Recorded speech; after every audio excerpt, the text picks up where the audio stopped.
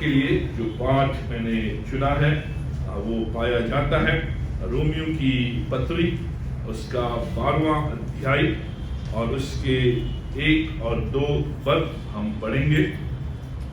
Book of Romans chapter 12 versus 1 to 2।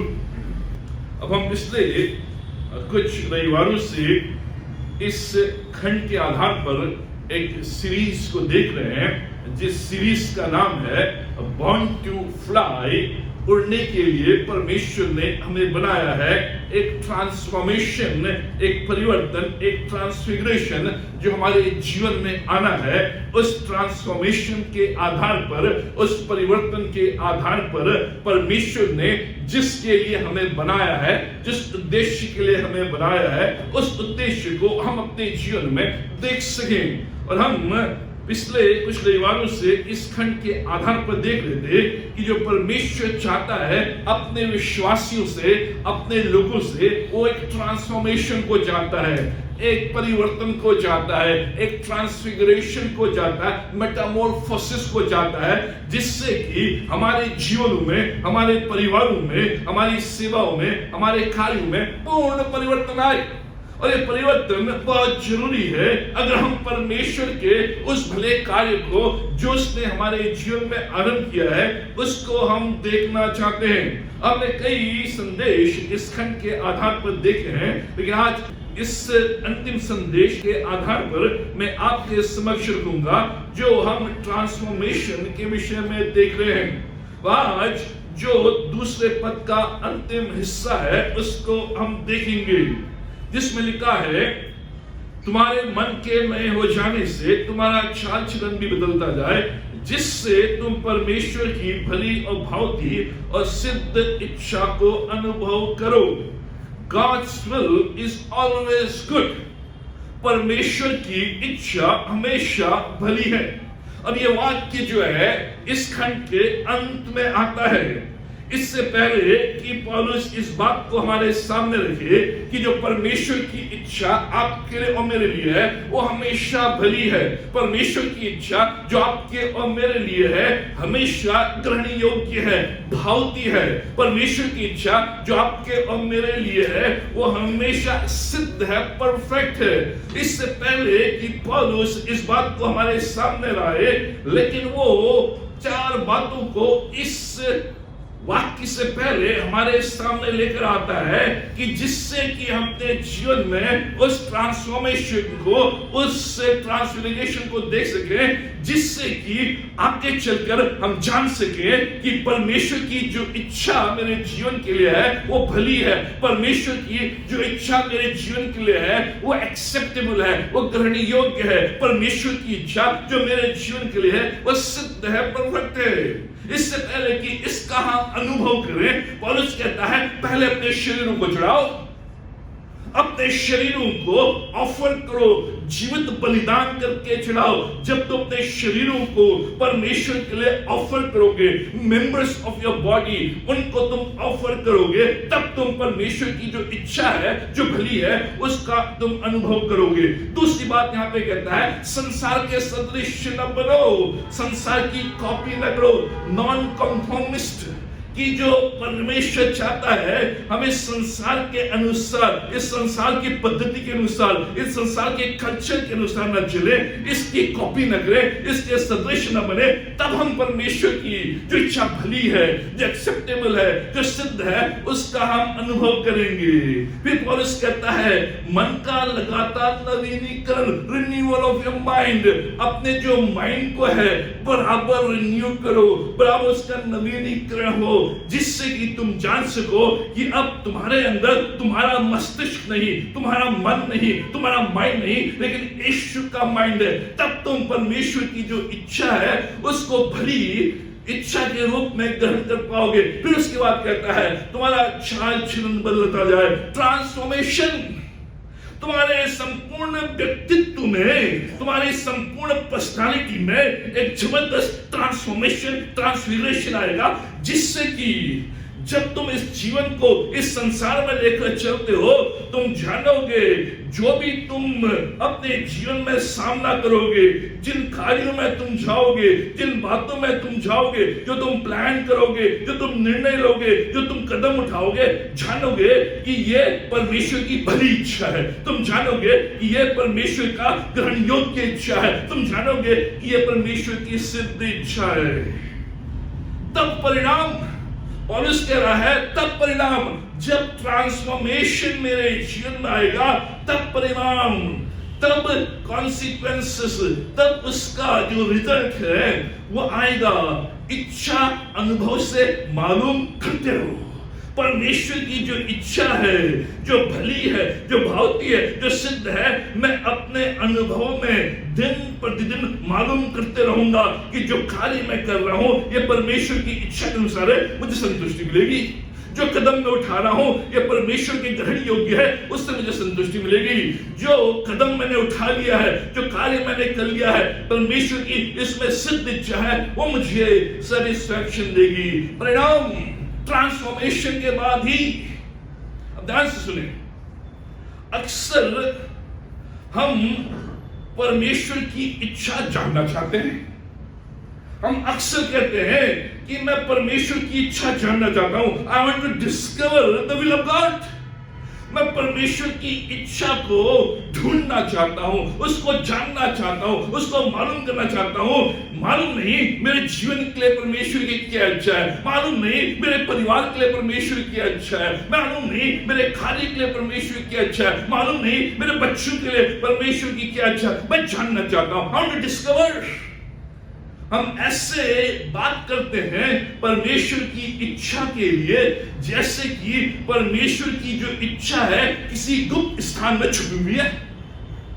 हम ऐसे परमेश्वर की इच्छा के विषय में बात करते हैं कि कैसे परमेश्वर की जो इच्छा है किसी गुप्त स्थान में छुपी है। परमेश्वर ने अपनी इच्छा को हमसे कहीं दूर अलग स्थान में छुपा के रखा है, इसलिए हम ढूंढते हैं, इसलिए हम चिंता करते हैं, इसलिए हम डरते हैं कि परमेश्वर की इच्छा है या नहीं है। इसलिए हम चिंता करते हैं कि परमेश्वर की इच्छा क्या है। इसलिए हम प्रार्थना करते हैं, संघर्ष करते हैं, स्ट्रगल करते हैं, बातचीत करते हैं, डिस्कस करते हैं, पढ़ते हैं परमेश्वर की इच्छा के विषय में जानने के लिए, ढूंढने के लिए, डिस्कवर करने के लिए, क्योंकि हम सोचते हैं कि परमेश्वर की इच्छा कहीं छुपी हुई है, कहीं परमेश्वर ने उसको हमसे दूर कर दिया है। इसलिए आरंभ करते करते हम रुक जाते हैं। हम आरंभ करते हैं, हम सोचते हैं परमेश्वर की इच्छा हमने पा लिया है, हमने ढूंढ लिया है और हम आरंभ करने लगते हैं। लेकिन आरंभ करने के बाद हम रुक जाते हैं, हम डगमगाने लगते हैं, हम लिस्ट बनाते हैं, परमेश्वर ये तेरी इच्छा है, रात भर जगते रहते हैं, चिंता करते हैं उन बातों के विषय में जो हमारे कंट्रोल में नहीं है। ये सारी बातें अपने आप में गलत नहीं है, ये हेल्पफुल हो सकती हैं, लेकिन जो गलती हम करते हैं वो ये, हम सोचते हैं कि परमेश्वर की इच्छा जानना परमेश्वर के साथ प्रतिदिन चलने से अलग है। ध्यान सुने, ये पौलुस कह रहा है। हम सोचते हैं knowing God and knowing the will of God both are separate. हम ये सोचते हैं परमेश्वर को जानना और परमेश्वर की इच्छा को जानना दोनों अपने आप में अलग है। ये गलती हम करते हैं। हम सोच रहे हैं परमेश्वर को तो हमने जान लिया है, लेकिन उसकी इच्छा पर नहीं जाना है, इसलिए उसकी इच्छा को हम ढूंढ रहे हैं। पौलुस कह रहा है परमेश्वर को जानना और परमेश्वर की इच्छा को जानना दोनों एक है। जितना अधिक आप परमेश्वर को जानेंगे उतना अधिक आप परमेश्वर की इच्छा को मालूम करेंगे, अनुभव करेंगे। आपको ढूंढने की जरूरत नहीं है। यहां पे लिखा है तुम परमेश्वर की भली और भावती और सिद्ध इच्छा अनुभव से मालूम करते हो। आप अनुभव करते रहेंगे, यू विल एक्सपीरियंस। हम तब कहते हैं कि मैं परमेश्वर की इच्छा को जानना चाहता हूं, परमेश्वर की इच्छा को ढूंढना चाहता हूं, क्योंकि मैं परमेश्वर के साथ दिन प्रतिदिन नहीं चल रहा हूं। मैं परमेश्वर को जितना जानना चाहिए उतना नहीं जान रहा हूं, इसलिए मुझे परमेश्वर की इच्छा का मालूम नहीं है। Knowing God's will and knowing God, जितना अधिक परमेश्वर को जानेंगे उतना अधिक वही करेंगे जो परमेश्वर आपसे चाहता है। यह सिंपल। जितना अधिक आप परमेश्वर को जानेंगे उतना अधिक आप वही करेंगे जो परमेश्वर आपसे चाहता है। आप वही करेंगे जो परमेश्वर की इच्छा है। आप वही जाएंगे जो परमेश्वर की इच्छा है, क्योंकि आप जानते हैं परमेश्वर कौन है। आपने परमेश्वर को अपने जीवन में अनुभव के रूप में देखा है। दिन प्रतिदिन आपके साथ चलते हैं और आप जानते हैं उसकी मनोदशा क्या है, उसकी इच्छा क्या है, उसकी बातें क्या है, उसके मार्ग क्या है। आप वही करेंगे। जब मैं परमेश्वर को अधिकाई से नहीं जानता हूं, तब मैं परमेश्वर की इच्छा ढूंढने की कोशिश करता हूं। ध्यान सुने, ये हर घर की कहानी हो सकती है, लेकिन इन दिनों मैंने इस बात का अनुभव किया है। पिंकी जो मेरी वाइफ है, उसको मालूम चल जाता है कि मुझे अब क्या चाहिए, अब क्या करना है, अब क्या कहना है। जब कभी बाहर जाते हैं तो वो मेरे चेहरे से, मेरी चाल से समझ जाती है कि मैं थक गया हूं, और तुरंत मुझे बैठा देती है, कॉफी ला के देती है, यदि बैठो। वो देखती है मेरे चेहरे में और समझ लेती है कि कुछ चल रहा है, इनको रेस्ट की जरूरत है, इनको ये कहने की जरूरत है। उससे पूछने की जरूरत नहीं पड़ती है कि तुम क्या चाहते हो, मैं क्या करूं। वो मुझे इतना जानने लग गई है मेरे साथ साथ रहकर कि अब उसे मालूम चल गया है कि अगर मैं कुछ बोलता भी हूं, मैं कुछ सोचता भी हूं, मेरे भाव कुछ है भी, तो समझ जाती है इनको इस समय इस चीज की जरूरत है। उसे पूछने की जरूरत नहीं है, पूछने की जरूरत नहीं है। परमेश्वर की इच्छा क्या है? क्योंकि मैं परमेश्वर को जानता हूं, मैं परमेश्वर को अनुभव करता हूं, मैंने परमेश्वर के साथ अपने समय को व्यतीत किया है। दिन प्रतिदिन मैं उसके साथ चलता हूं, मैं परमेश्वर के मन को जान गया हूं, मैं परमेश्वर के कार्य को जान गया हूं, मैं परमेश्वर के मार्ग को जान गया हूं। इसलिए मैं उसकी इच्छा किसी गुप्त स्थान में ढूंढता नहीं हूं, मैं अपने अनुभव के द्वारा उसकी इच्छा मालूम करता चले जाता हूं और करता चले जाता हूं। यह विविधता, हमने परमेश्वर की इच्छा को परमेश्वर को जानने से अलग रखा है। इसलिए हम यही कहते रहते हैं और हम कहते हैं ये परमेश्वर की इच्छा थी इसलिए मैंने कर लिया, लेकिन 2 साल बाद हम कहते हैं वो परमेश्वर की इच्छा नहीं थी। क्यों? क्योंकि हम परमेश्वर को जानते नहीं थे। परमेश्वर को जानने का मतलब है परमेश्वर के दिल में क्या है, परमेश्वर की धड़कन क्या कह रही है, परमेश्वर की आवाज क्या कह रही है, परमेश्वर के रास्ते क्या है, परमेश्वर के मार्ग क्या है, परमेश्वर की बोली क्या है, परमेश्वर का चलन क्या है, परमेश्वर क्या मुझसे चाहता है। मैं अनुभव करते रहता हूं जब मैं उसके साथ चलता हूं। यही पौलुस कह रहा है, जब तक कंप्लीट ट्रांसफॉर्मेशन नहीं, जब तक मसीह का मन नहीं, जब तक संसार और संसार की बातों से अलग नहीं, तुम परमेश्वर की इच्छा को जान नहीं सकते हो, क्योंकि तुम परमेश्वर के साथ नहीं चल रहे हो। तुमने परमेश्वर का अनुभव नहीं किया है। किया है थोड़ा बहुत किया है, लेकिन केवल उस रूप में कि तुम उसको उद्धारकर्ता के रूप में मानते हो, लेकिन कंप्लीट ट्रांसफॉर्मेशन नहीं हुआ है, मेटामॉर्फोसिस नहीं हुआ है, यीशु का मन नहीं आया है, मेरा चाल चलन नहीं बदला है। मैं अभी भी संसार के सदृश चलता हूं, अभी भी संसार की कॉपी करता हूं। इसलिए मैं परमेश्वर की इच्छा को नहीं जान पाता। इसलिए मैं नहीं कह पाता कि परमेश्वर की इच्छा भली है मेरे लिए, परमेश्वर की इच्छा भावती है मेरे लिए, परमेश्वर की इच्छा सिद्ध है मेरे लिए। इसलिए नीति वचन उसका 30 अध्याय 5 और 6 पद में कहा गया है, उसी को स्मरण करके सब काम करना, तब वो तेरे लिए सीधे मार्ग निकालेगा।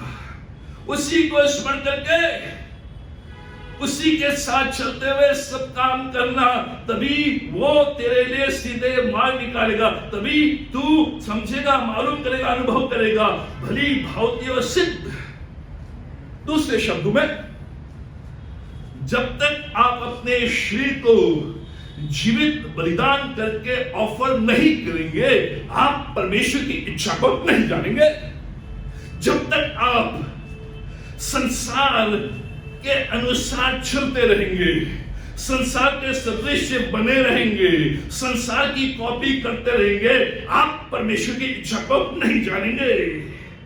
आप अपने लिए परमेश्वर की इच्छा जान नहीं पाएंगे।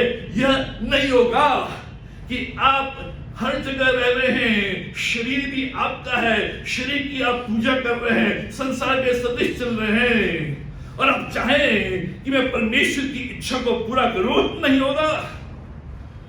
यह अंतिम वाक्य पिछले वाक्यों से जुड़ा हुआ है। ये जो वाक्य है परमेश्वर की इच्छा के विषय में, ये पिछले वाक्यों से जुड़ा हुआ है।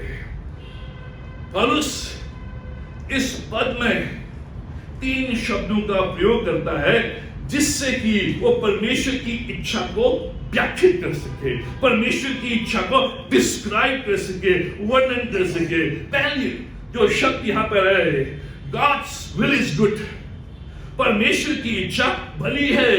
तुम परमेश्वर की भली इच्छा का अनुभव करते रहो। God's will is good, परमेश्वर की इच्छा भली है। मतलब यह है, परमेश्वर की इच्छा हमेशा भली है। 2 दिन के लिए नहीं, 2 महीने के लिए नहीं। और हम इस रूटीन में आ गए हैं। आज हम कहते हैं यह परमेश्वर की इच्छा है, कल हम कहते हैं यह परमेश्वर की इच्छा नहीं थी। परमेश्वर की इच्छा हमेशा भली है। God's will is good, परमेश्वर की इच्छा हमेशा भली है। उसके बताए हुए रास्ते में चलने के द्वारा आप अनुभव करेंगे कि उसकी इच्छा अल्टीमेट सर्वोच्च है, भली है। जब आप उसके बताए हुए रास्ते में चलना आरंभ करेंगे, उसके बताए हुए मार्गों को चलने के द्वारा आप अनुभव करेंगे कि जो अल्टीमेट बेनिफिट है, जो सर्वोच्च भलाई है, वो परमेश्वर की इच्छा है। जो आपने अपने जीवन में अनुभव किया है, उस अनुभव के द्वारा आप चलते रहेंगे तो आप अल्टीमेटली इस बात का अनुभव करेंगे, वास्तविक रूप में जो अल्टीमेट बेनिफिट है, तो अल्टीमेट लाभ है, जो अल्टीमेट भलाई है, जो अनंत भलाई है, वो परमेश्वर की इच्छा जिस पर मैं चल रहा हूं। कि God's will is always good। कई बार जब हमारे जीवन में तलवारें चलती हैं, हमारे जीवन में तूफान आते हैं, हमारे जीवन में तरह तरह की बाधाएं रुकावटें आती हैं, तो हम बैठ जाते हैं, शायद ये परमेश्वर की इच्छा नहीं थी। ध्यान सुने, जब सब कुछ अच्छा चल रहा है, इसका मतलब नहीं है परमेश्वर की इच्छा है। बाइबल अक्सर ये बताती है, परमेश्वर की इच्छा का अनुभव, परमेश्वर की इच्छा जो भली है, हमेशा कष्टों के द्वारा, संघर्षों के दौरान आप अनुभव करेंगे। हम कई बार कहते हैं सारा सब अच्छा है, ये परमेश्वर की इच्छा, देखो ये भी अच्छा है, ये भी अच्छा है, ये भी अच्छा है। लेकिन बाइबल बता रही है परमेश्वर की इच्छा भली है, लेकिन उस भली इच्छा का अनुभव तभी आप करेंगे जब आप संघर्षों में जाएंगे। तब आप जानेंगे कि हाँ परमेश्वर की इच्छा है। अब आप प्रूव करने की कोशिश करेंगे कि हाँ इसे मुझे पूरा करना है, क्योंकि अल्टीमेटली वही सर्वोच्च है, वही गुड है। इसलिए 10 आज्ञाएं,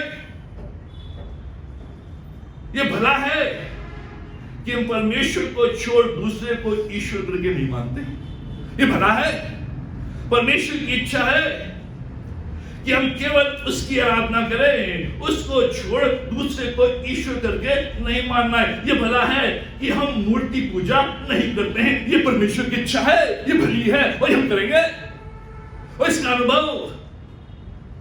ये भला है कि हम हत्या नहीं करते, हम मर्डर नहीं करते, ये भला है कि हम झूठ नहीं बोलते, वी डोंट लाई, ये भला है कि हम लालच नहीं करते, आदि आदि।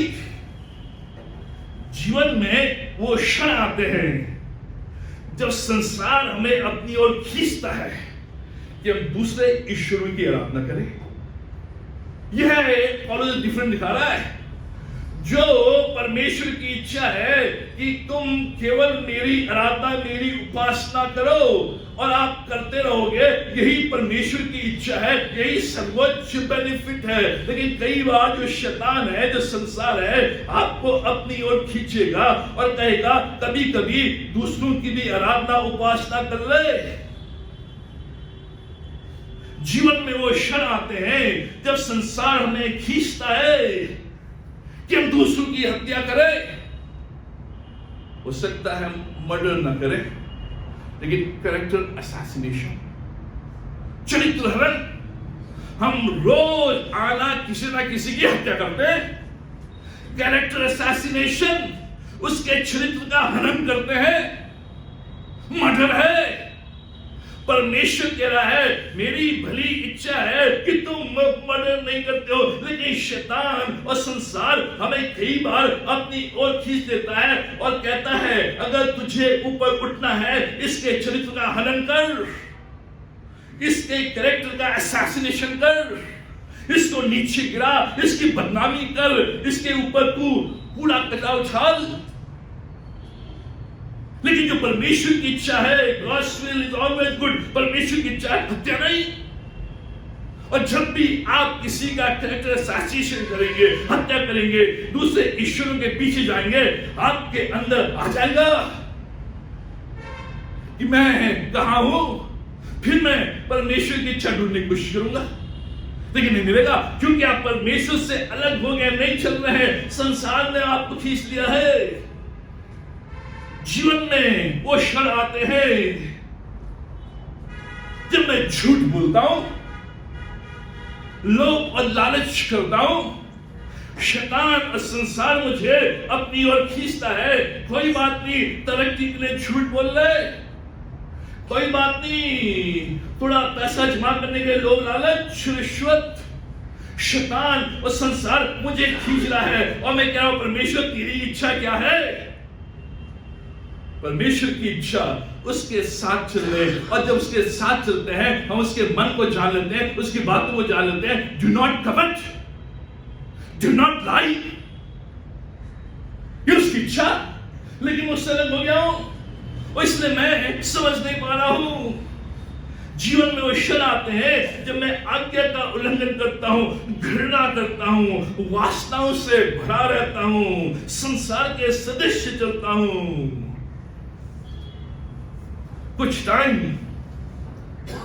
झूठ बोलना शायद अच्छा लगे, भला लगे, कुछ टाइम लोभ लालच करना अच्छा लगे, कुछ टाइम दूसरों के आगे सर झुकाना अच्छा लगे, चरित्र हनन करना अच्छा लगे, वासनाओं के वश में होना अच्छा लगे, इमोरल बिहेवियर अच्छा लगे, धोखा अच्छा लगे।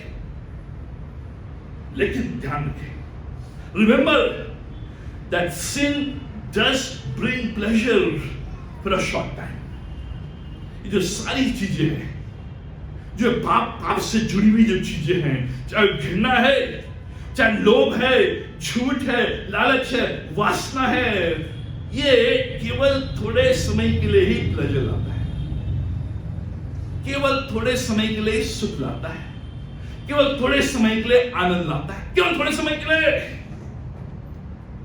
अगर पाप, ये जो चीजें हैं तुरंत प्रभाव से आनंद और प्लेजर और खुशी और मजा न लाए तो हम पाप नहीं करेंगे। अगर ये जो चीजें हैं, जो प्लेजर है, जो वासना है, जो लालच है, जो लोभ है, जो झूठ है, जो संसार की बातें हैं, अगर तुरंत प्रभाव से इमीडिएट प्लेजर ना लाए तुरंत प्रभाव से खुशी और प्लेजर और मजा न लाए तो हम पाप कम करेंगे। हम इसलिए करते हैं क्योंकि ये चीजें हमें इमीडिएट प्लेजर देती है, तुरंत खुशी देती है। कहते हैं मजा आया सा, खूब बिरयानी खा ली, मजा आया सा, लेकिन मैं डॉक्टर के पास भाग रहे। इमीडिएट प्लेजर, ये जो पाप है, यही पौलुस कह रहा है। परमेश्वर की इच्छा भली है, लेकिन तुम उस इच्छा से दूर हो गए हो क्योंकि संसार के वश में आ गए हो। और जो संसार कहता है एंजॉय नाउ, इमीडिएट ग्रेटिफिकेशन, दिखने में चाहने योग्य इमीडिएट ग्रेटिफिकेशन, जो चीज मुझे तुरंत प्लेजर देती है, जो चीज में तुरंत आनंद देती है, जो चीज में तुरंत खुशी देती है, इमीडिएट ग्रेटिफिकेशन, ये जो प्रेजेंट एज है। इसलिए कहा संसार के सदृश न बनो, मतलब ये है, तो संसार का मतलब है द प्रेजेंट एज, ये वर्तमान युग, ये आज का कल्चर, ये आज की रीति रिवाज, ये आज की पद्धति कहती है इमीडिएट ग्रेटिफिकेशन, अभी चखो और आनंद लो और भूल जाओ। और आज बहुत से लोग इस इमीडिएट ग्रेटिफिकेशन में फंस चुके हैं और इसलिए परमेश्वर की इच्छा को ढूंढ रहे हैं,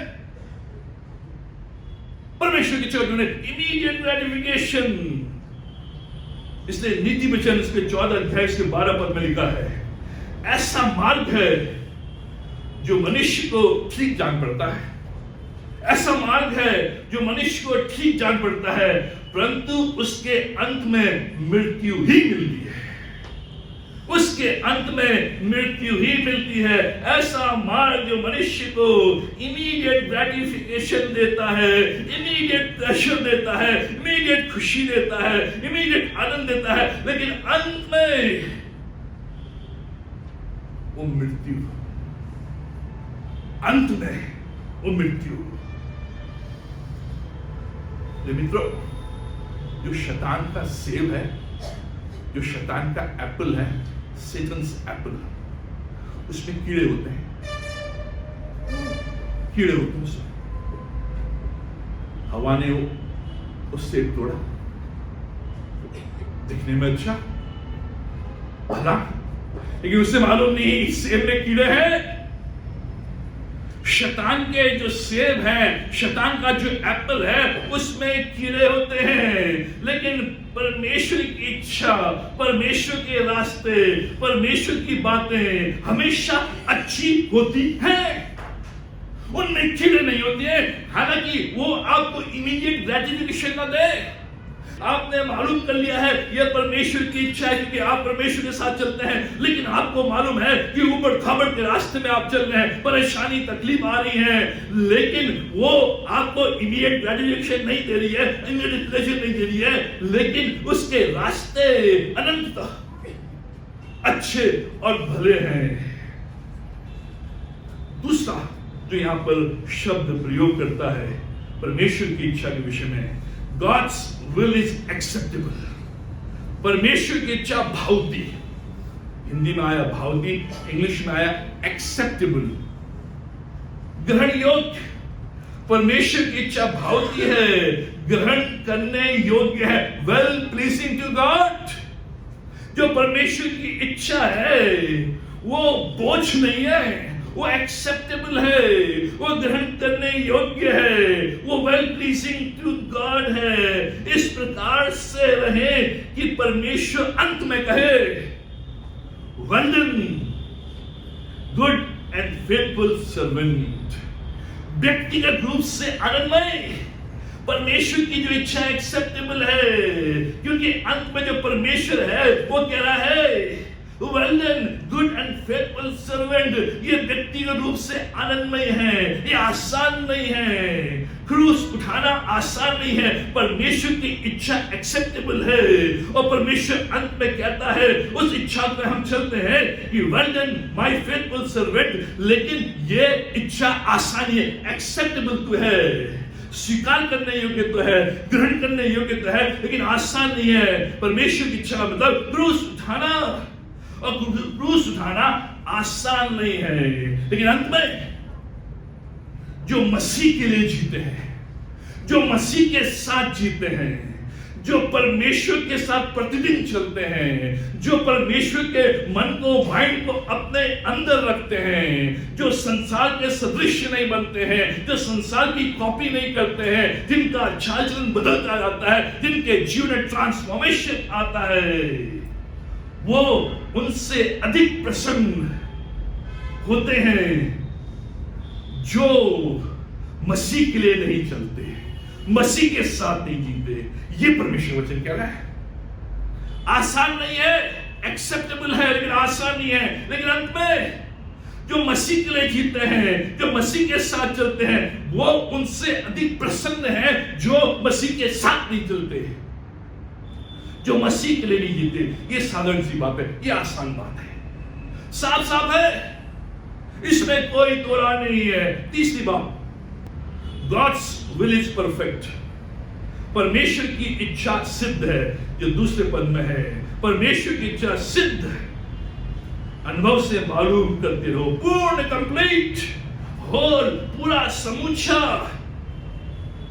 जो अपने निर्धारित स्थान में पहुंच गया, ये परमेश्वर की इच्छा है। जो कैटरपिलर जिसको परमेश्वर ने इसलिए बनाया है कि वो आगे चलकर बटरफ्लाई बने, आगे चलकर उड़े, जब वो कैटरपिलर आगे चलकर बटरफ्लाई बनता है, उड़ता है, तो उसे परमेश्वर ने उसे निर्धारित स्थान में पहुंचा दिया, पूर्ण कर दिया, कंप्लीट कर दिया है, सिद्ध कर दिया है। वही परमेश्वर कह रहा है, जो परमेश्वर की इच्छा है मेरे जीवन में सिद्ध है, वो आपको उस निर्धारित स्थान में पहुंचाएगा जिसके लिए आपको बुलाया है।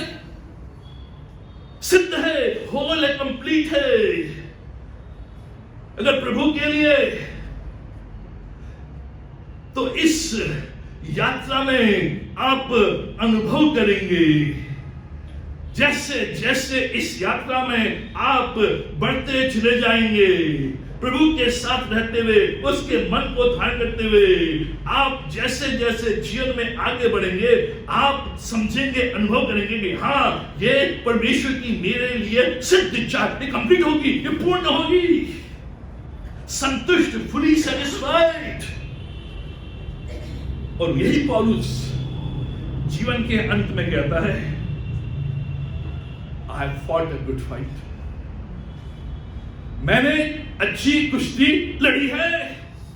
अंत में पौलुस तो जेल खाने में था, पौलुस तो भाग रहा था, पौलुस तेरे ऊपर चढ़ाई कर रहे थे, पौलुस तेरे पास खाने के लिए नहीं था, पौलुस तेरे ऊपर वाद थे, लेकिन पौलुस ने जान लिया था जो परमेश्वर की इच्छा उसके लिए है वो भली है, जो परमेश्वर की इच्छा उसके लिए है वो एक्सेप्टेबल है, और जान लिया था कि परमेश्वर की इच्छा ये सिद्ध है, क्योंकि उसके जीवन में कंप्लीट ट्रांसफॉर्मेशन, परमेश्वर का मन, यीशु मसीह का माइंड, इसलिए जीवन के अंत में कह रहा है, I fought a good fight। मैंने अपनी दौड़ पूरी कर ली है।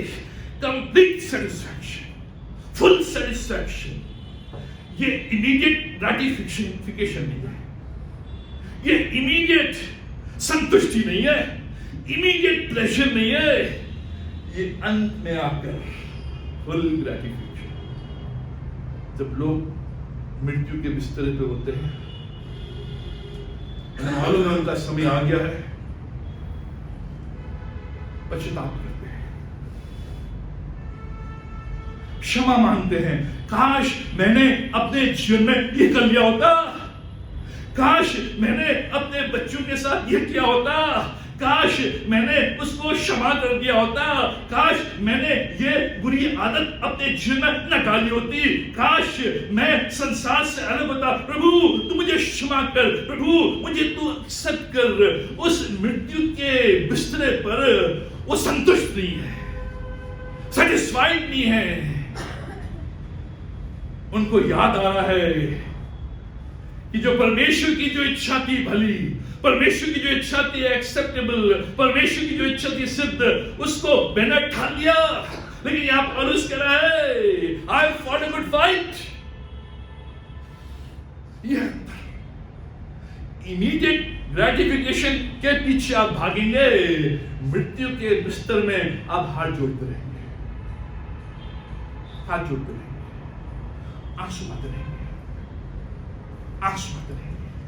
लेकिन अगर परमेश्वर को जानते रहेंगे दिन प्रतिदिन, तुम्हारा मन बदलता जाए, कंटिन्यूअस टेंस बदलता जाए डेली। और जब मैं उस अंतिम स्थान में पहुंचूंगा, मैं कहूंगा प्रभु आई एम हियर, एक्सेप्ट मी।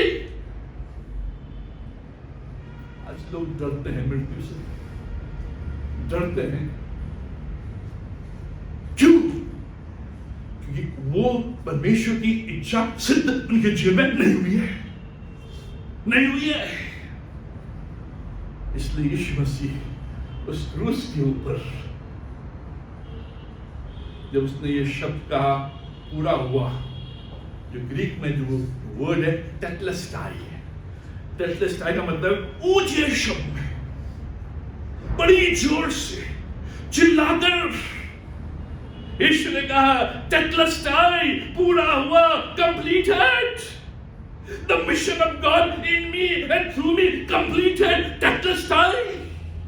जिस उद्देश्य के लिए परमेश्वर ने मुझे भेजा था, उस उद्देश्य को मैंने अपने जीवन में पूरा किया। उसकी इच्छा मेरे लिए भली थी, उसकी इच्छा मेरे लिए ग्रहण योग्य थी। आज उसकी इच्छा पूर्ण हुई है। हालांकि मैं गुलियों में से होकर गया, लोगों ने मेरे ऊपर थूका, लोगों ने मुझे चाबुक लगाए, लोगों ने मुझे ठट्ठाड़ा, लेकिन उस दौरान मैंने प्रूव किया कि परमेश्वर की इच्छा भली है, परमेश्वर की इच्छा भावती है, परमेश्वर की इच्छा ग्रहण योग्य है, परमेश्वर की इच्छा सिद्ध है, टेटलेस्टाई। प्रेमित्रों, वो सोचे, हम केवल आज की सोच रहे हैं, आज की सोच रहे हैं। जो पार्टीज हैं, जो मूवीज हैं, मैं इनके खिलाफ नहीं हूं, मूवी देखें, मैं नहीं देखता, लेकिन मैं मना नहीं करता। देखें, इमीडिएट ग्रेटिफिकेशन। 3 घंटे आपने मूवी देखी, खूब हंसे, और जैसे बाहर आए पार्टी में खूब चिढ़ गए, आए 3 दिन तक पड़े हुए, 3 दिन तक पड़े हुए।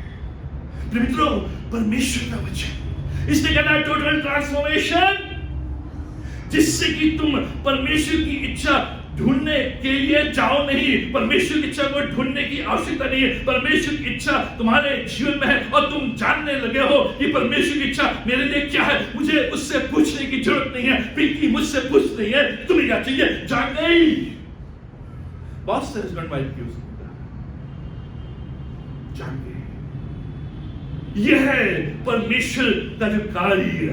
क्या पौलुस कह रहा है?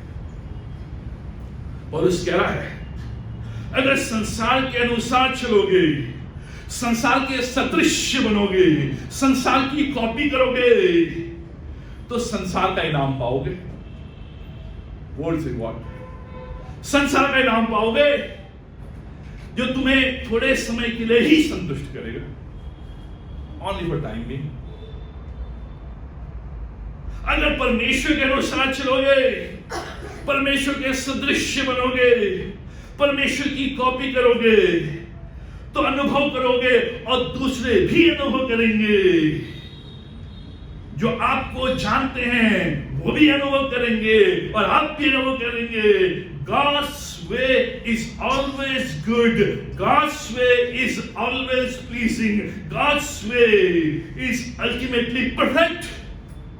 परमेश्वर का रास्ता हमेशा अच्छा है, परमेश्वर का रास्ता हमेशा वेल प्लीजिंग है, ग्रहण करने योग्य है। परमेश्वर का रास्ता सिद्ध है, अल्टीमेट, सर्वोच्च, परफेक्ट है। ये लोग करेंगे, ये पौलुस कह रहा है।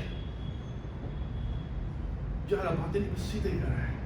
संसार के अनुसार संसार का इनाम, परमेश्वर के अनुसार परमेश्वर का इनाम। चॉइस इज योर्स, चुनाव तुम्हारा है। ये पैराडॉक्स है, ये विरोधाभास है, क्योंकि संसार का रास्ता अक्सर परमेश्वर के रास्ते से अधिक एक्साइटिंग होता है। जो संसार का रास्ता है वो परमेश्वर के रास्ते से अधिक एक्साइटिंग होता है, आज की भाषा में मजेदार होता है।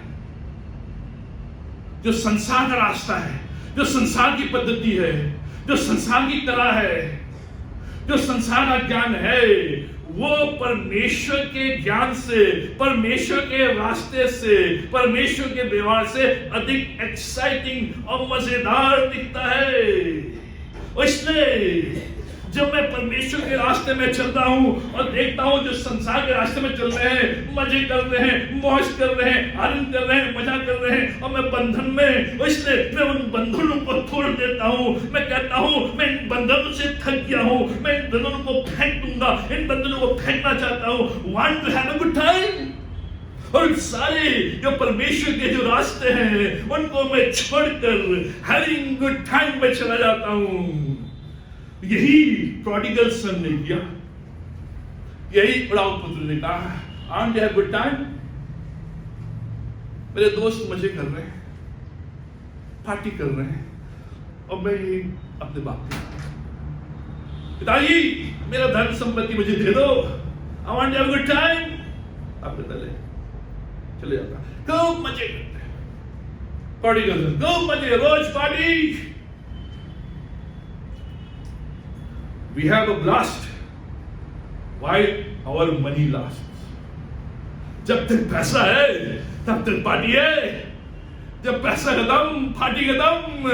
पार्टी इज ओवर, आंटी आ गई है, पुलिस बुलाएगी, भागो, पार्टी इज ओवर। यही इसके साथ हुआ। जब तक इसका पैसा था, ब्लास्ट, फ्रेंड्स भी मजे ले रहे हैं, मजा हो रहा है। केवल अंत में जानते हैं कि हम सुअरों के साथ खा रहे हैं। अंत में मालूम चलता है कि एक इनके साथ खा रहा है, सुअरों के साथ खा रहा है। संसार का रास्ता आरंभ में एक्साइटिंग, इस संसार के पास हमें देने के लिए बहुत कुछ है, लेकिन थोड़े समय के लिए। बहुत कुछ है संसार हमें देने के लिए, लेकिन थोड़े समय के लिए। जब हम इस संसार के झरोके में से पी रहे हैं, ड्रिंकिंग फ्रॉम दिस फाउंटेन, जो संसार का फाउंटेन है, जो संसार का झरोका है, जब उसमें से पी रहे हैं, हमें मालूम नहीं we are drinking polluted water.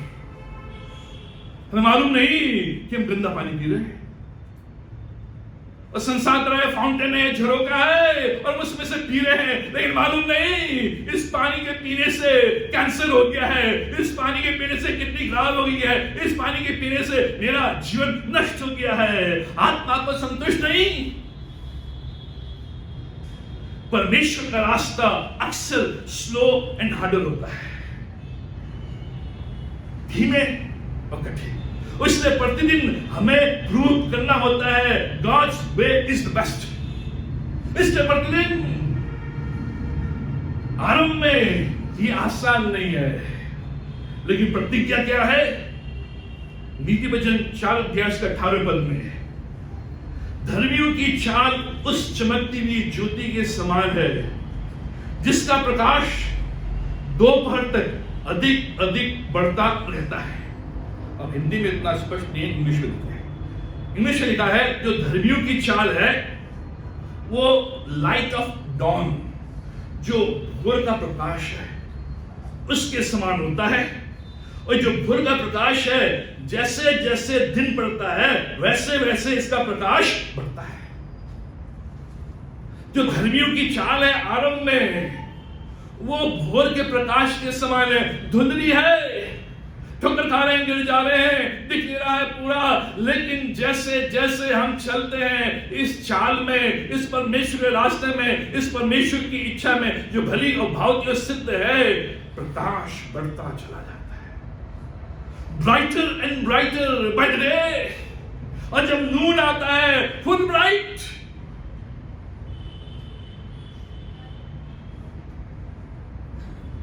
जो संसार है आरंभ में तो आसान, लेकिन अंत में हार्ड।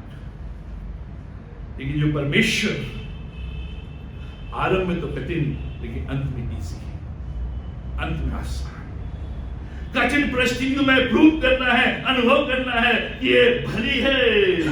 जब सब ठीक चल रहा होता है तो दोनों रास्ते एक से दिखाई देते हैं।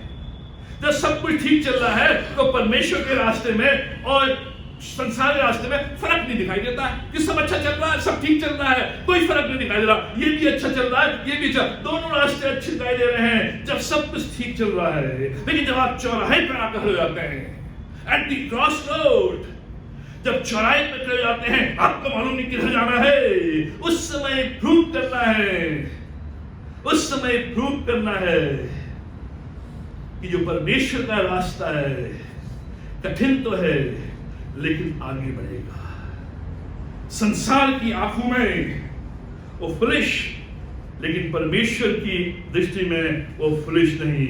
मैं एक उदाहरण के साथ समाप्त करूंगा ताकि हम इसको समझ सकें कि पौलुस क्या कह रहा है। क्या है चॉइस जो परमेश्वर की इच्छा के विषय में है? क्या है चॉइस जिसका उदाहरण हमें उत्पत्ति उसके 13 अध्याय मिलता है, जो बताता है संसार की आंखों में और परमेश्वर की आंखों में अ फुलिश चॉइस, जो उत्पत्ति उसके 13 अध्याय में हमें मिलता है।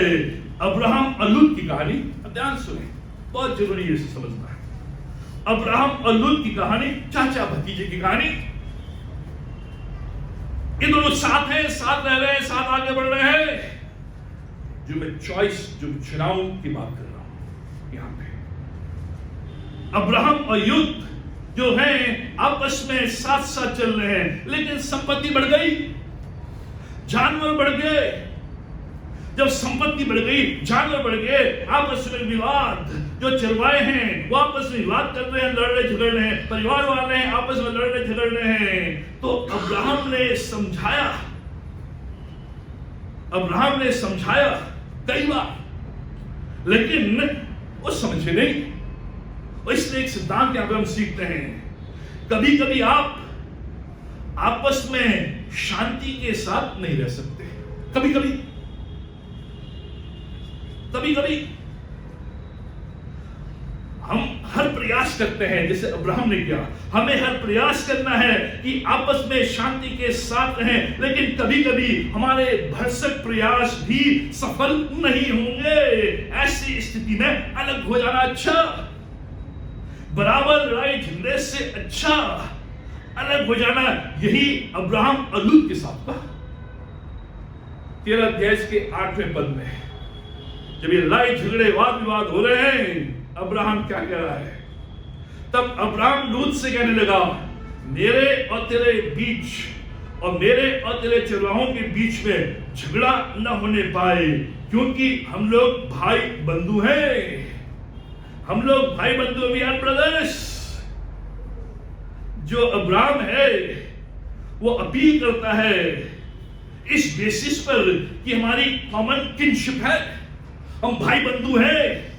अगर हम इसको समझ जाएं कि हम जो कलीसिया में लोग हैं, हम जो परिवार में लोग हैं, हम भाई बंधु हैं, तो अशांति उत्पन्न ना हो। लेकिन हम समझ नहीं पाते, लूत समझ नहीं पाया। अब्राहम के नाम भाई बंधु हैं, लेकिन हम समझ नहीं पाए। इसलिए मैं एक समस्या जो है उसके लिए मैं समाधान रखता हूं। कई समस्याओं का समाधान हम चर्च में, परिवार में कर सकते हैं, लेकिन लड़ाई झगड़े के हीट में, उस तपन में हम भूल जाते हैं कि वी आर ब्रदर्स, भूल जाते हैं। इसलिए brothers become adversaries and friends become enemies. इसलिए जो भाई लोग हैं वो दुश्मन बन जाते हैं, और जो अपने साथी हैं हमारे विरोध में। दो व्यक्ति, दो चुनाव, 2 men 2 choice। अब्राहम का समाधान क्या है? अब्राहम का समाधान 9 पद में लूत से कहता है, क्या सारा देश तेरे सामने नहीं? इसलिए मुझसे अलग हो जा। यदि तू बाईं ओर जाए तो मैं दाहिनी ओर जाऊंगा, यदि तू दाहिनी ओर जाए तो मैं बाईं ओर जाऊंगा। Offers a choice. लूत को एक चॉइस दे रहा है, लूत के सामने एक समाधान रखता है, एक चुनाव रखता है। मानवीय मापदंड के अनुसार, जो ह्यूमन स्टैंडर्ड है उसके अनुसार ये सोच सही नहीं है। अब्राहम तू बड़ा है, तू मालिक है, तू पहले ले, जो तुझे चाहिए तू ले, उसके बाद मुझसे कहे कि ये तू ले। जो मानवीय दृष्टिकोण है, जो ह्यूमन स्टैंडर्ड है, जो मानवीय मापदंड है, वो कह रहे ये सोच ठीक नहीं है। क्यों ऐसा तूने किया? इसलिए किया 3 बातें इसी तरह। He wanted to solve the problem peacefully। Abraham ने इसलिए किया, वो समस्या का समाधान शांति पूर्वक करना चाहता था, because he had the mind of Christ। वो समस्या का समाधान पीसफुली करना चाह रहा था, शांति पूर्वक करना चाह रहा था। उसने मूल्यांकन किया, क्या है mind of Christ. Mind of Christ का मतलब है मूल्यांकन करने की योग्यता, किसमें भारीपन है, कौन टिकाऊ है, कौन आगे तक चलने वाला है। माइंड ऑफ क्राइस्ट का मतलब है मेरे अंदर मूल्यांकन करने की एबिलिटी, इवैल्यूएट करने की एबिलिटी, कि क्या एस्टिमेट है। और अब्राहम ने मूल्यांकन कर लिया कि क्या सही है, क्या गलत है, क्या टिकाऊ है, क्या टिकाऊ नहीं है। उसके आधार पर वो शांति पूर्वक इस समस्या का समाधान करता है। क्यों उसने किया? दूसरी बात, वो थोड़े समय के लिए हानि उठाने को तैयार है ताकि लंबे समय के लिए शांति बना सके। जो अब्राहम है, he was willing to lose in the short run in order to keep the peace in the long run।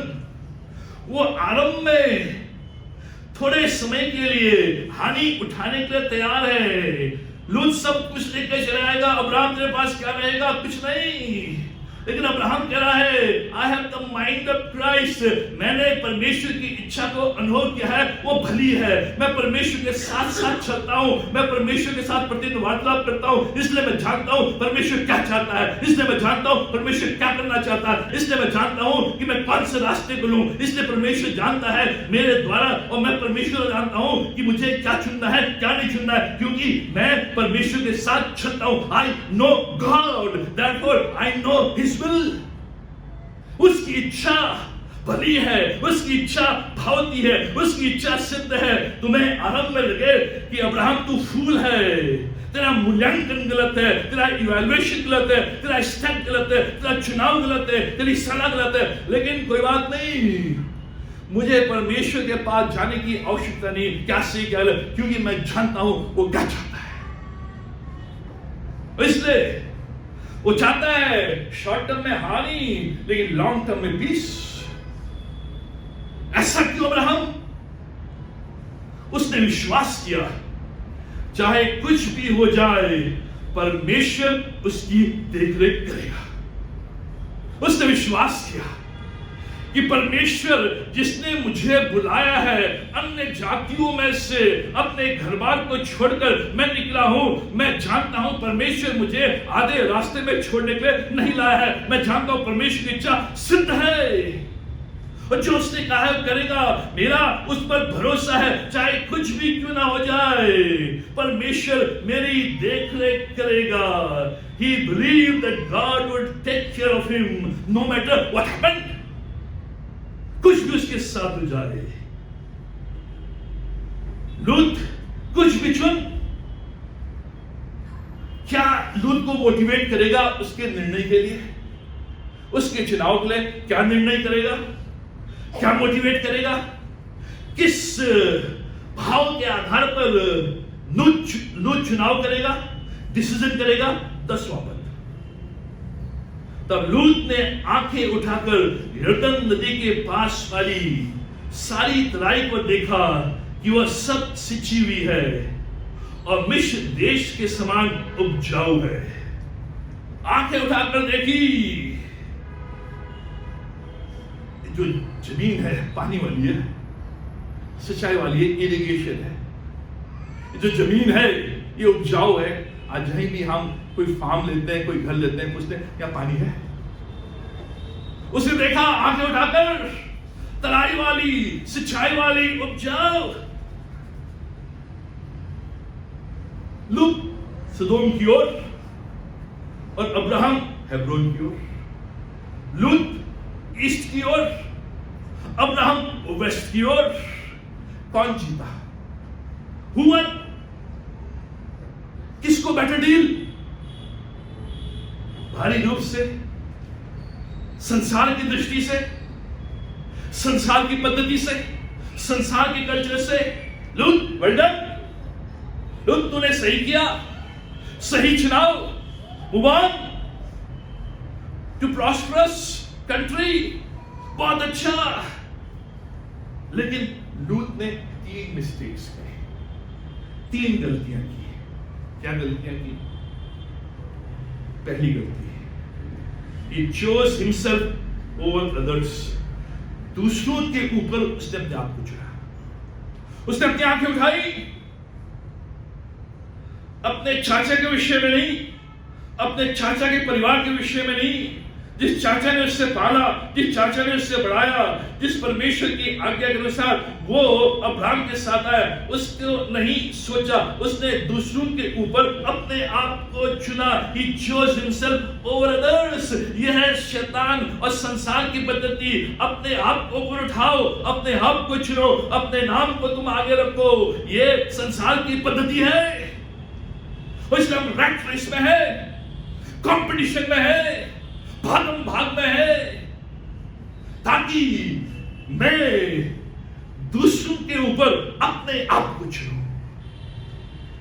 दूसरी बात, he chose his occupation over his family। अपने परिवार के ऊपर अपना व्यवसाय चुना और भूल गया मेरे घर में 4 जवान लड़कियां हैं और सुंदर पत्नी है, और जो सदोम है वो पापमय देश है, वहां गलत काम होते हैं, वहां इनका लालन पोषण ठीक नहीं हो पाएगा, भ्रष्ट हो जाएंगी, परिवार खत्म हो जाएगा। But he chose his occupation over his family। सुंदर देश, सुंदर जगह, यही है संसार। अपने देख, आज पति पत्नी के बीच में भी आ गया है, मैं तो अपना देखूंगी, मैं अपना देखूंगा, अपना देख, ये संसार की पद्धति। लेकिन जो मसीह का मन है, परिवार, परिवार, family, family is over occupation. परिवार जो है व्यवसाय के ऊपर है, व्यवसाय परिवार के ऊपर नहीं है। उसने गलती की। तीसरी गलती, he chose the immediate over the future। भविष्य के ऊपर आज को चुना उसने, भविष्य के ऊपर इमीडिएट ग्रेटिफिकेशन को चुना, भविष्य के ऊपर तुरंत खुशी को चुना कि मैं दिन में रातों रात मालोमाल बन जाऊंगा। यही संसार की पद्धति है, यही संसार की पद्धति है। Immediate gratification. भविष्य किसने देखा है? कल किसने देखा है? मरने के बाद किसने देखा है? स्वर्ग किसने देखा है? प्रभु को किसने देखा है? आत्मिक बातें किसने देखी हैं? वही आत्मा को किसने देखा है? Now an immediate gratification. उसने इमीडिएट के ऊपर, इमीडिएट को चुना भविष्य के ऊपर। ध्यान सुने, मैं खत्म करने को। आप संसार के साथ समझौता करके बाहर साफ नहीं निकल सकते। अगर आपने संसार और संसार की बातों की कॉपी की है, उसमें घुल मिल गया है, तो आप साफ बाहर निकल नहीं सकते। लूत के साथ गंदी नाले में सोने के बाद बिना गंदे हुए आप बाहर नहीं आ सकते। संसार के साथ डांस करने के लिए संसार को पे करना है। हमारी 31st कि जो वॉच नाइट सर्विस होती है वो फ्री होती है, पे नहीं करना है, टिकट नहीं लेना है। लेकिन जो 31 को जो वॉच नाइट जो सर्विस जो पार्टी बाहर होती है, टिकट लेना है, पे करना है। संसार के साथ डांस करने के लिए संसार को पे करना है। लूत, तू संसार के साथ डांस करना चाहता है तो तुझे पे करना होगा।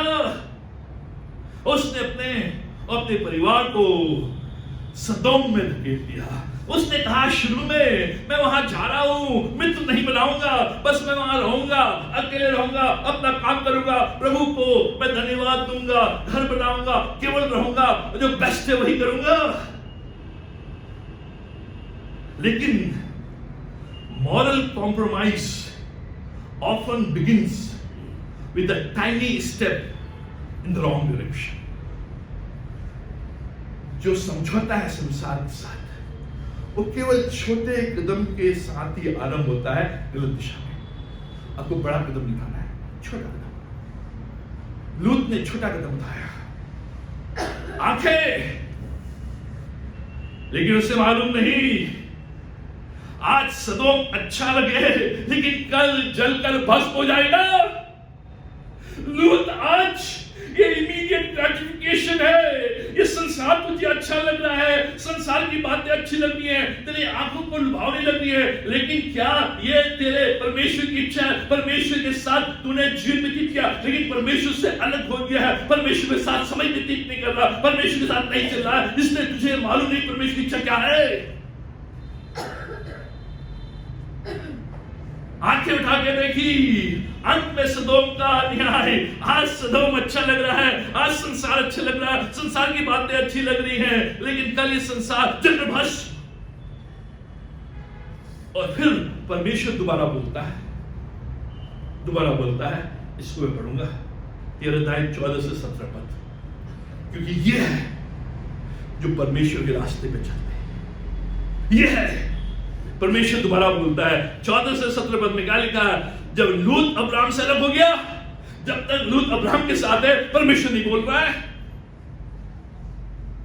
परमेश्वर नहीं बोल रहा है। जब लूत अब्राहम से अलग हो गया, तब परमेश्वर ने अब्राहम से कहा, आंख उठा।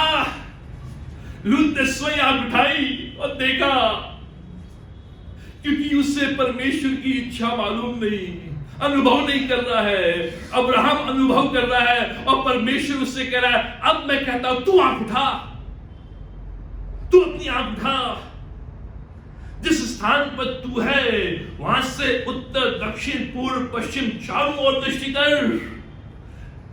लूत ने तो केवल एक ही ओर दृष्टि की, परमेश्वर का चारों ओर दृष्टि कर, क्योंकि जितनी भूमि तुझे दिखाई देती है उस सबको मैं तुझे और तेरे वंश को युग युग के लिए दे दूंगा। Not only for immediate gratification, not only for you, लेकिन युग युग के लिए। और आज जो हम फल खा रहे हैं, अब्राहम की संतान बनकर फल खा रहे हैं, युग युग के लिए दे दूंगा। और तेरे वंश को पृथ्वी के धूल के तिनकों के समान बहुत करूंगा, यहां तक कि जो कोई पृथ्वी के धूल के तिनकों को गिन सकेगा वही तेरे वंश को ही गिनेगा। तेरा वंश में इतना अधिक कर दूंगा कि जो व्यक्ति धूल के तिनकों को गिन सकेगा वही तेरे वंश को गिनेगा। दूसरे शब्दों में, कोई भी व्यक्ति धूल के तिनकों को नहीं गिन सकता, इसलिए तेरे वंश को नहीं गिन सकता। आज अब्राहम का वंश चारों ओर, उठ, अब उठ, इस देश की लंबाई और चौड़ाई में चलकर चल, और फिर क्योंकि मैं उसे तुझे दूंगा। Have a prayer walk। इस धरती के चारों ओर प्रेयर वॉक चल फिर, क्योंकि जिस जगह तू पैर रखेगा वो भी मैं तुझे दे दूंगा। इसके पश्चात अब्राहम अपना तंबू उठाकर ममरे के 5 वृक्षों के बीच जो हेब्रोन में था जाकर रहने लगा। वहां भी यहोवा की एक वेदी बनाई। क्या मिला? He promises to give Abraham all the land। परमेश्वर अब्राहम से प्रतिज्ञा करता है, लूत को तो थोड़ा मिला, थोड़े समय के लिए, मैं तुझे सारा कुछ इंक्लूडिंग यूथ, जो लूत है उसकी भी जमीन। परमेश्वर प्रतिज्ञा कर रहा है कि सारा जो देश है, सारी जो भूमि है, मैं तुझे दे दूंगा। इससे पहले कि इस्राएल लोग कनान देश में प्रवेश करे, अब्राहम को परमेश्वर कनान देश में ले गया। कनान देश तेरा सब कुछ। He promises to give Abraham descendants so numerous that no one could ever count them all. परमेश्वर उसके वंश को इतना अधिक बढ़ाता है कि कोई भी व्यक्ति उसके वंश को काउंट नहीं कर सकता, गिन नहीं सकता। आज मसीह की जनसंख्या को गिन नहीं सकते। कहते पंजाब में जो क्रिश्चियनिटी इतनी फैल रही है कि लोग गिन नहीं पा रहे, गिन नहीं पाएंगे। और लूत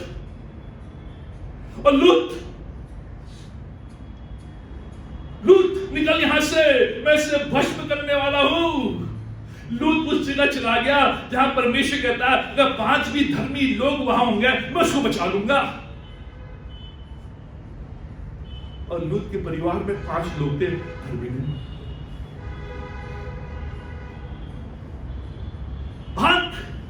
लूत भागा अपनी बेटियों को लेकर, बेटी को लेकर, वाइफ को लेकर।